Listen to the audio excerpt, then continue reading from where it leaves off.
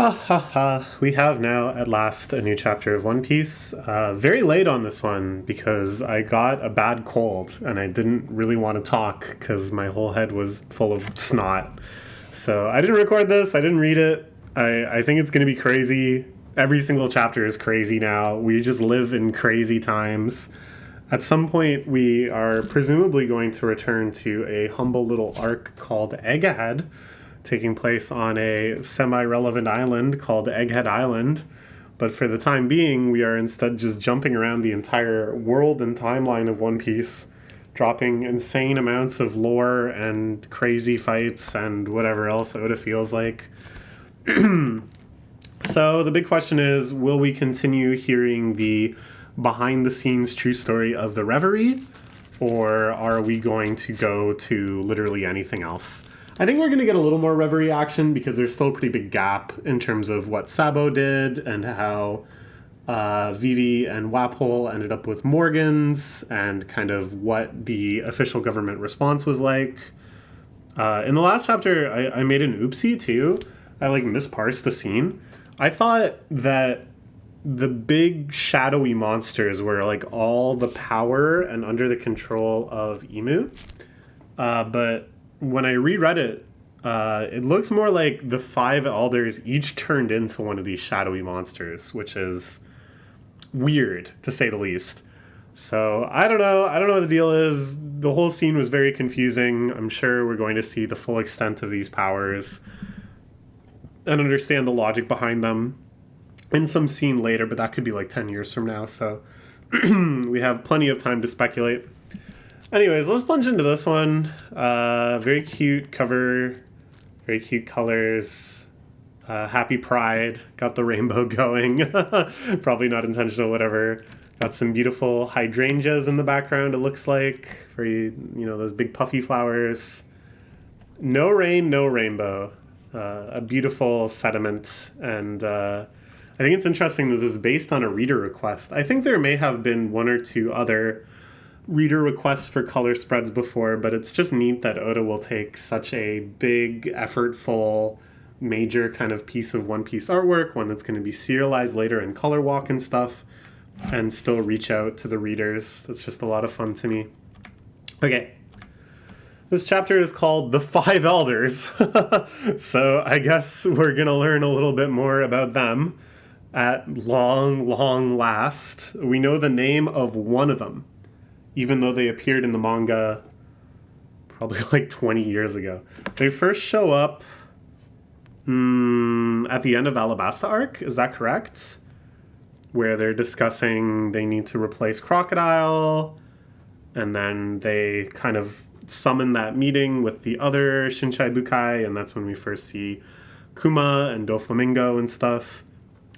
I think that's when they first show up. I don't know. It's in one of those between arc scenes, and I think it's right after Alabasta, so that's a long ass time ago.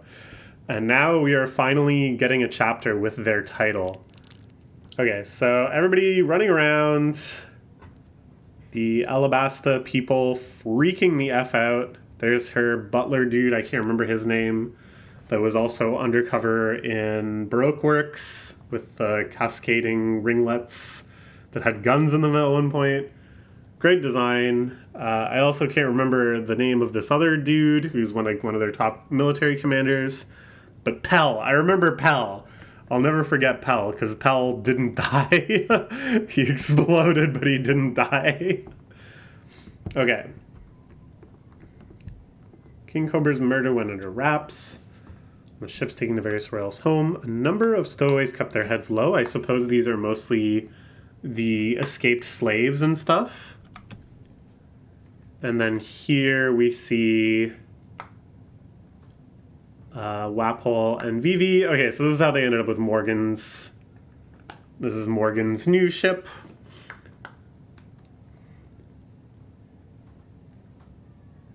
King freeing for his life? That's big news.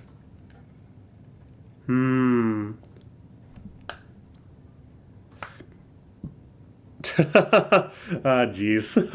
I don't know why Wapol can't just tell her. I don't know. He doesn't seem like the type to be not telling her for her own safety.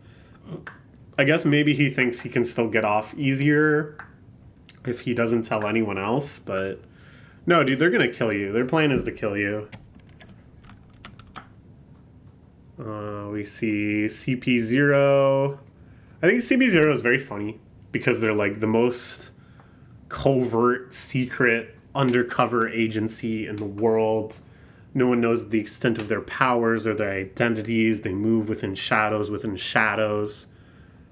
And here in full weird regalia, they're just wandering around asking random ass people if they've seen Vivi. I don't know, it's just kind of funny to me. I love their designs so much though. When they first showed up way back in Dressrosa, I was just like stunned. It's like I don't, they're just so creepy. Okay, so our other survivors, Sabo and Jewelry Bonnie, escaping as well. Sabo, we know, goes to Lulusia because Lulusia gets annihilated from orbit. And then Bonnie, we know, has been on all sorts of adventures from this point onward to end up at Egghead. Very soon the news came out of the assassination of King Cobra, disappearance of Vivi.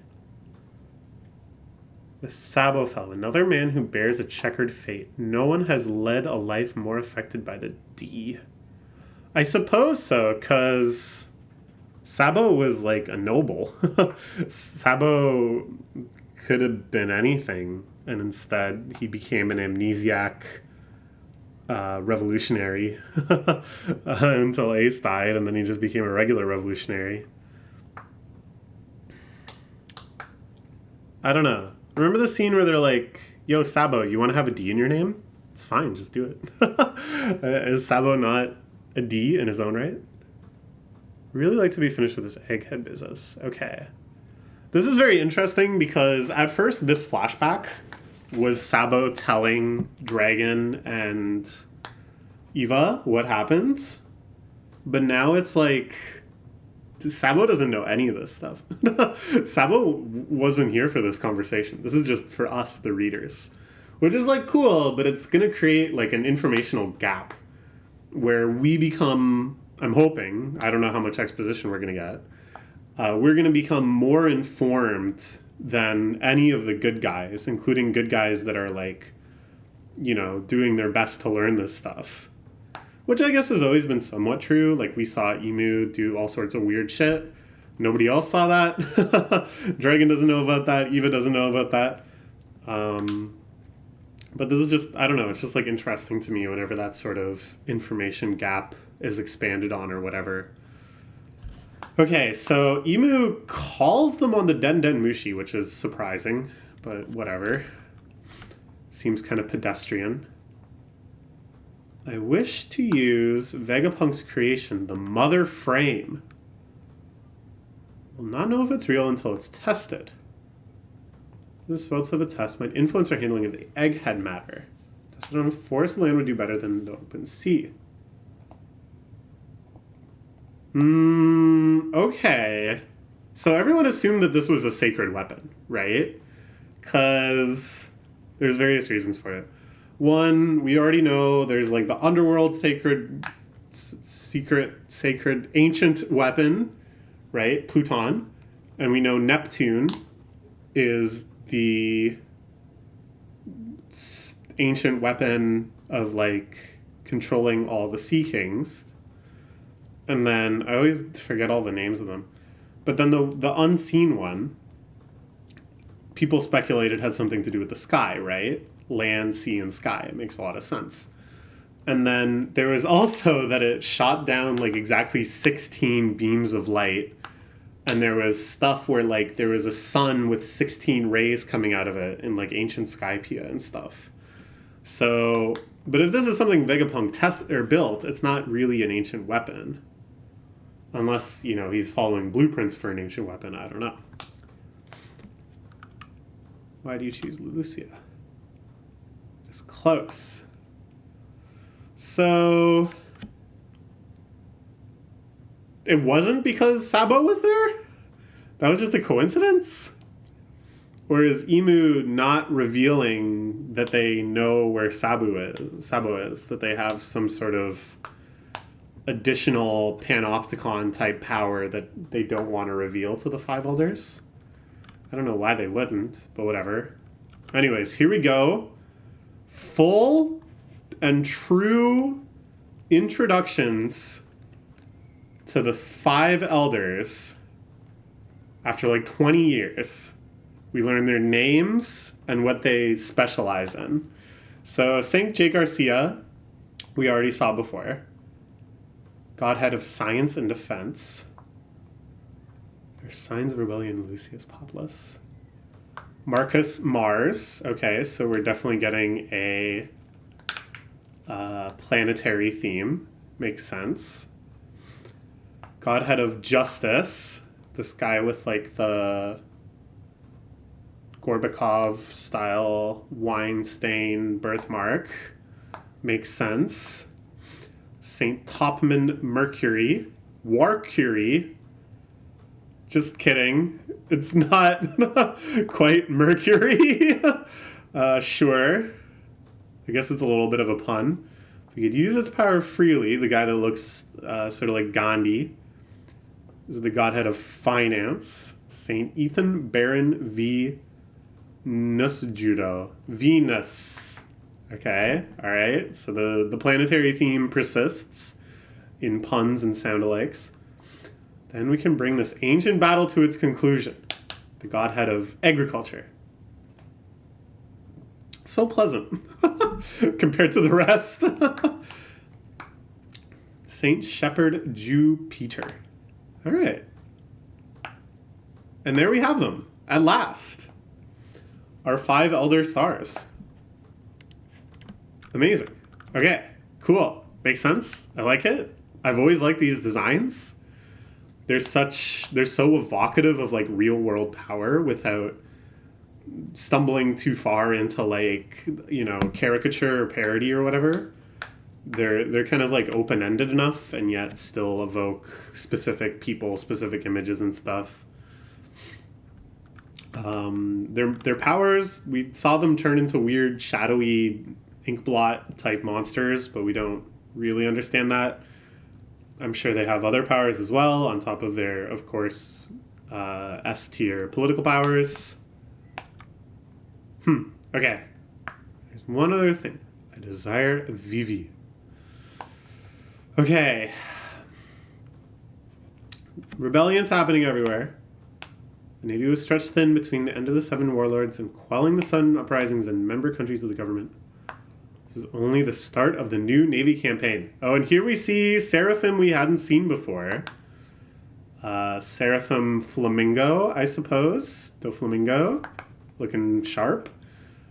Seraphim Gecko Moria. Seraphim Gecko, I guess? He doesn't really look like a gecko, but he's named Gecko. And then Seraphim Crocodile. They made one, even though he's been out of the warlords for like years now. He still gets one, because he's awesome. The moment we landed in Lucia, the people were ready. They took King Sekai and Princess Komane prisoner, welcomed with open arms when I emerged from hiding. It's the first time I saw the news in the newspaper and learned I was accused of regicide. Baller word. Okay, so he let them believe that he killed Cobra, even though he's like, well, Cobra's kind of cool. It's like cool for a king, at least. Okay. Couldn't get a jamming signal. Relay call as we were leaving port.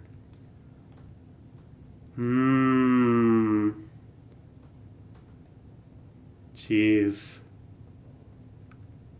Great shadow covered the sky. The very next moment. Does Dragon know something here? Dragon seems to recognize what it could be. This is pretty brutal. Like, it's not like Sabo had any other choice, right? But just like the misfortune of like this poor island, he just happened to go there and now it's wiped from the map forever. Something that no natural living creature could explain. Something dark, vast thing flew above the clouds.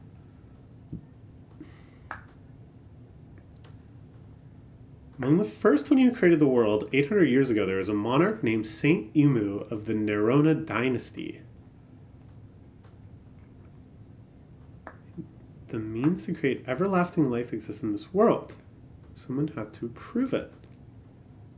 Someone out there has been living for ages and ages without dying. Okay, so there's been a few discussions of like immortality throughout the series. The OP fruit, or the op fruit, or the whatever, the operation fruit that Law has. There's like the eternal life surgery. That's why Doflamingo was so interested in it. Remember? So we have that one method, which, as far as we know, works. We haven't seen like proof of it, but it'd be kind of weird if he was like, nah, that's a myth. Just kidding.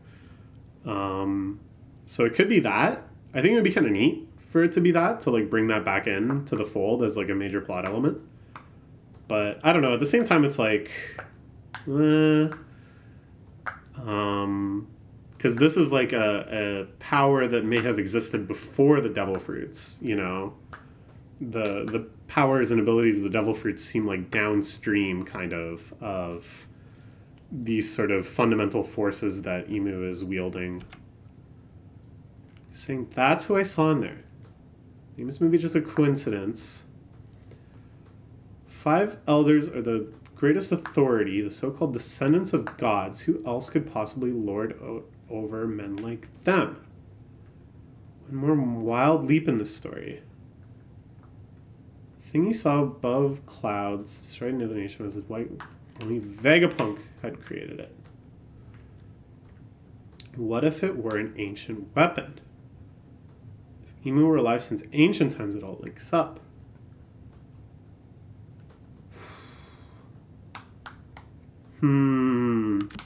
So what they called the thing that Vegapunk made, they called it the Mother Frame. Okay? So I feel like it's not necessarily the ancient weapon itself, but some means to control the ancient weapon. Because what kind of name is Mother Frame for a gigantic nuclear type weapon? Seems more like the name of a control system. Am I wrong? I don't know. And that also explains why, even if they had possession of this weapon, or they knew its whereabouts or whatever since time immemorial, they couldn't control it until they had Vegapunk build this thing. Now, of course, that kicks the question back to why would Vegapunk build something so disastrous and catastrophic? I guess, I don't know, it's conceivable they tricked him somehow? Lied about the purpose of it? It seems also unlikely. They may have worked with only the aspects of Vegapunk that were sympathetic to such things, such as York, the betrayer. But I don't know, we're building some heat to get back to Egghead in the story, you know? And understand what it was that Egghead actually did, or Vegapunk actually did and stuff. Ooh, in the present day, in Sacred Marijois, a single celestial dragon had just been executed. This was not news meant for the world to hear. Yeah, they're all starving. The man who passed the sentence was a dominating figure who once distinguished himself in a place called God Valley. Today, he is the supreme commander of the Holy Knights. His name is Saint Figurland Garling. Saint Don Quixote Muscard. Huh. Well. So now we are setting up the final bosses. Not just Imu, not just the 5 elders, not just the Navy, but these Holy Knights are going to become more and more relevant, I think. They're going to become major antagonists in the future. And it's kind of like, we have so many good guys. We have the whole Straw Hat Grand Fleet, plus all sorts of other allies and stuff. plus the revolutionaries, plus I'm sure some other people are going to like defect to Luffy's side. Plus, even I think big swaths of the Navy are going to defect to Luffy's side by the end. We do need some more bad guys. On the side of bad guys, we have Blackbeard, who's almost just kind of like a third party. We don't really even know if he's the final antagonist or not, or what his intentions are. I'm sure we're going to fight him. It's probably going to be at the end, actually, but like, it's not part of this greater war in which we have so many good guys, you know? We need more people that are fundamentally opposed to those forces I listed off at the start as the good guys. And Blackbeard just ain't it. He just... a lot of those people, why would they care about fighting Blackbeard? He's just another pirate.